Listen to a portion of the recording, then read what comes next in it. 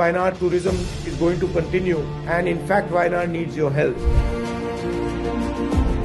ഇപ്പോൾ മുണ്ടക്കയിലുണ്ടായ ഈ ദുരന്തത്തിനെ വയനാട് ദുരന്തമായി പർവ്വതീകരിച്ചപ്പോൾ റോഡ് സൈഡിൽ ഒരു പെട്ടിക്കട വച്ചിരിക്കുന്ന ആൾ തൊട്ട് ഒരു റിസോർട്ട് ഓണർ വരെ ഇതിൽ ബാധിച്ചിട്ടുണ്ട്. We all know that this is a localized issue. This is not pan Wayanad issue. But the impression outside Wayanad is that the whole of Wayanad is very dangerous, and so we have to dispel this idea.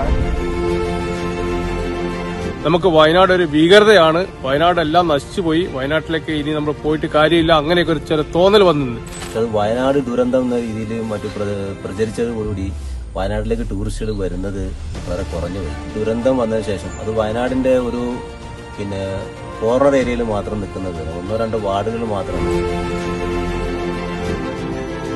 കെട്ടിടത്തിന് വാടക കൊടുക്കണം, ഇതെല്ലാം ഈ കച്ചവടം കൊണ്ടാണ് നടന്നുകൊണ്ടിരുന്നത്. അതിപ്പോ നിലച്ചിരിക്കുകയാണ്. വയനാടൊക്കെ ഒരു ഒറ്റപ്പെട്ട പോലെയാണ്, പുറമേ നിന്നൊന്നും ഒറ്റ ടൂറിസ്റ്റുകളും വരുന്നില്ല. അപ്പോൾ തീർച്ചയായിട്ടും ടൂറിസം മേഖല ഇല്ലെങ്കിൽ വയനാട് ഇല്ല എന്ന് തന്നെ പറയേണ്ടി വരും. We should take some action on tourism. We have to make people feel that Wayanad is a very safe place and tourism is not affected by this issue. നമ്മൾ കൂടെ നിൽക്കുക, നമ്മൾ ചേർത്ത് പിടിക്കുക, നമ്മളെ ഈ ദുരന്തത്തിൽ നിന്ന് കരകയറാൻ, ഈ സ്വർഗീയ ഭൂമിയെ ആസ്വദിക്കുക, നിങ്ങളുടെ സാന്നിധ്യം കൊണ്ട് നമ്മളെ രക്ഷപ്പെടുത്തുക.